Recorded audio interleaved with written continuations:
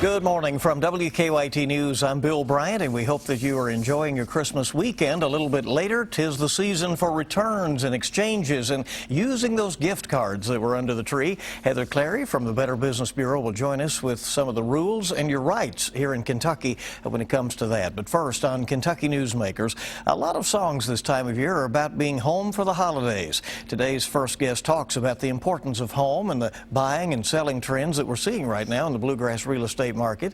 What are people looking for in homes? What should sellers think about before they put a house or condo on the market? Is the dead of winter a good time to list or buy, or is it best to wait until the spring? And what about the interest rate hike? We'll be talking about the potential effects of borrowing money becoming more expensive in the future. Larry Freels is the president of the Lexington Bluegrass Association of Realtors. We appreciate you, Larry, coming in. You're wrapping up your term, I am, right? Bill. Thanks for having me. Appreciate it. Thank you. And I know you've had an enjoyable year, including hosting the statewide candidates for a forum back in the fall. And thank you for your part in that. Visibility. It was fun. As people are busy with their Christmas shopping, looking ahead now to a new year, what trends did we see in 2015 in terms of home buying in central Kentucky and the area you serve? First of all, we think everyone should have a new home for the holidays, so thanks for that, Bill. We like that. Bill, it's been an awesome year. Double-digit gains in our areas of service. Fayette in particular, nearly 15% year over year. Inventory still remains tight, so it's somewhat of a seller's market. And in other words, if you're a buyer looking, you've got to have your ducks in a row, have your financing in order, be ready to go, have your amenities and wants and needs really nailed down prior to looking. Well, what should those in the market for a home be thinking about as these interest rates have now started to rise? We had the first announced increase last week. We know that money's going to become more expensive, isn't it? It is, Bill. The Federal Reserve raised by about a quarter point on the Fed, and that will trickle down eventually to higher interest rates for home mortgages. However, the rates are still hovering at about 4% depending on your credit, which is still near historic lows. So those on the fence really should get in the market. It will over time go up, and if they raise it gradually, we don't see a big issue. However, buying power will diminish somewhat as those interest rates go up. You're going to pay more for interest for the same amount of house, in theory. As the regulations have tightened over the recent years, what should a potential buyer be ready for? Sure. Well in advance of their purchase date, if you will, they need to talk to a couple of people, find a really high-quality, high-performance realtor, and find a good mortgage person. The mortgage person can run their credit, look at their scenario, look at their cash down for that deposit, and really help them zero in on the right price range for the home that they may want to live in. The realtor can find and help them the exact amenities they wish to have. So those two people are key well in advance of them jumping into the market. Is the wintertime a good time to list or look, or is it that you wait until the thaw of spring before people get active? No. Actually, the wintertime, the dead of winter, I've had clients that have gotten their best deals in the wintertime, Bill. The sellers that are out there typically are very serious sellers. In other words, a lot of folks don't test the market at Christmas time. But the sellers that are out there are real again, and the buyers, if they're serious and are willing to do it in the wintertime, can get tremendous value. If you're going to list at some point, if it's right away or it's going to be a few weeks away, what are some things that you should have in order in terms of sprucing up, having the curb appeal, having the home ready to be seen? You nailed it, Bill. Declutter, neutralize, do some updating if you can. If it's in your budget, neutralize some fixtures, faucets, colors, neutralize loud colors, borders, wallpaper, things like that. Also, there's a lot of things that people can do with the Green Initiative or Smart Home. There's a big trend with builders and remodelers to build those things into the homes. And it's not hugely a big price issue if you do it on some small levels. You can have light bulbs, for example, that double as speakers or Wi-Fi extenders.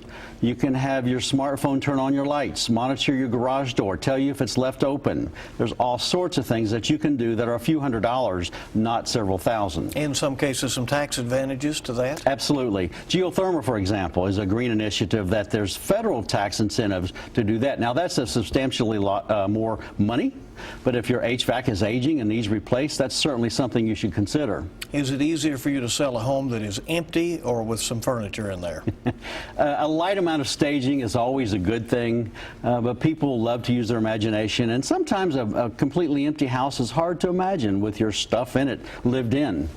What are the trends that you're seeing out there in terms of, and I know that there's no such thing as one size fits all, but we hear that some are now going for smaller spaces. Is that a trend that you're seeing? Well, we watch the national shows. We see the container homes. We're not seeing that locally, but there is a trend toward maybe smaller square feet, more efficient, more open in the areas in the home. So in other words, they'll take the second, third, and fourth bedroom and put it in the family room, the eating area, the livable kitchen, or the outdoor living. Do most buyers expect a home to be perfect when they buy it, or do some have a willingness to do some of the work themselves if it means they get a better deal? Absolutely. Hopefully their realtor has counseled them that there is no perfect house anywhere. But having said that, the expectations are there, and the realtor is going to encourage them to do a home inspection, for example, to uncover things that seller may not even know, things that they'll have to pay for or upgrade or repair in the first few years of that home.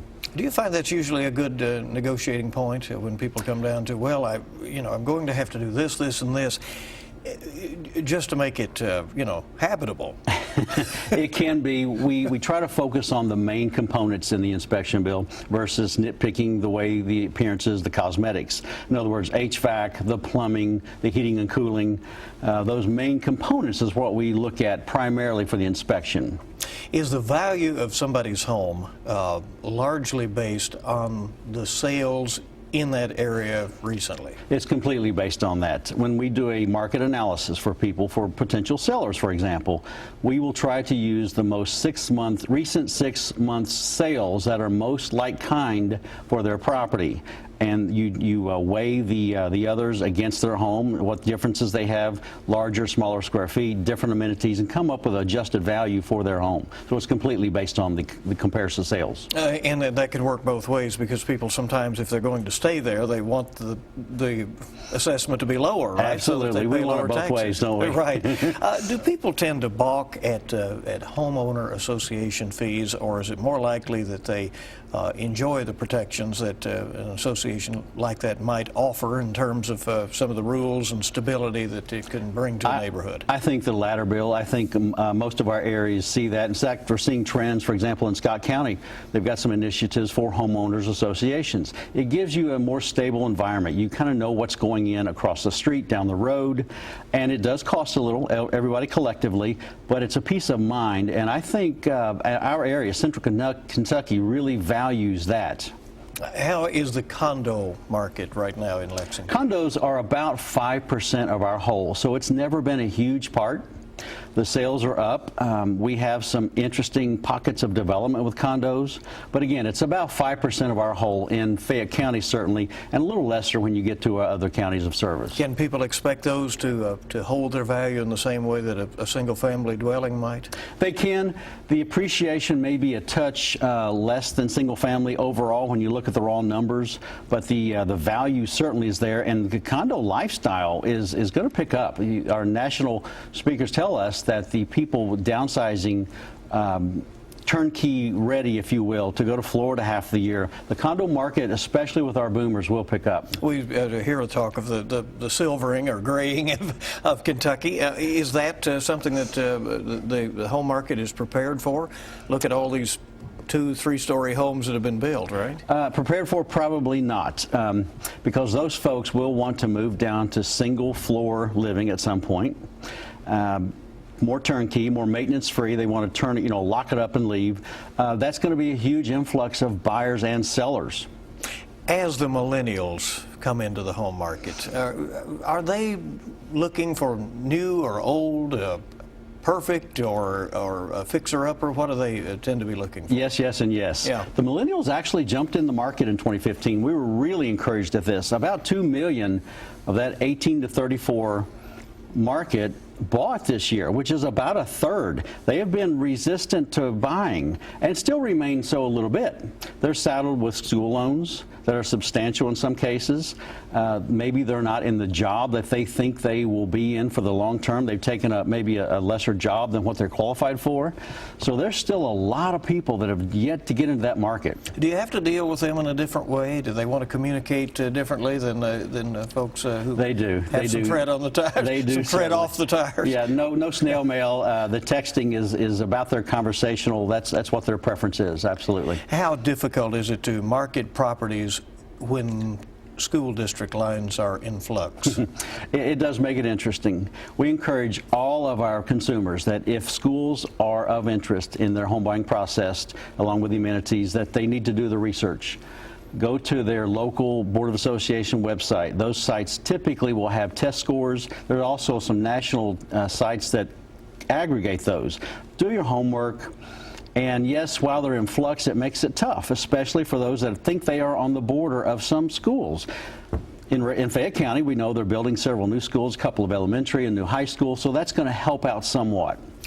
Larry, people want to be able to trust somebody they have in their home. A couple of weeks ago, it was reported and all in the news here that a realtor was accused of stealing from a home that he was showing. How can you assure people that that is extremely rare? Bill, it indeed is an extreme rare occurrence. We're going to have about 200,000 instances of our electronic lock boxes being opened this year for consumers. Almost every single one of them happened without incident. So this was a very remote instance. When we heard of that, his access to our system has been turned off, so he has no access to any home for sale. There was also this interesting issue that came up that I think you want the legislature to perhaps deal with, and that is that the owner of a home in Kentucky can be sued if a pet belonging to a tenant at a rental property attacks somebody while it's being shown or at any other time. It doesn't sound possible. It really doesn't, but that's the case, and we're working hard on that. Has that been an issue that have people there faced have been in Lexington? Yes. I'm not sure about Lexington, but in the state, yes. Are there other things that realty professionals will be pushing in the upcoming legislative session? Always, we want to preserve that mortgage interest deduction. Any tax benefits and incentives for homeowners, we certainly will encourage and bring out. You'll be succeeded by Carl Tackett in Georgetown, right? Yes, sir. Is he ready to go? He is ready to go, and we're in good hands. All right. Thank you for coming, Larry. We appreciate it. Thank you, Bill. You've kept us updated very well throughout the year, and you want to get information in about where people can... I did. Consumers can look at LBAR.com for actives, pendings, and solds. In addition to LBAR.com, they can get there via WKYT.com, a media partner. All right. We appreciate that. Thanks for coming in. Thank you, Bill. Hope you'll stay with us now on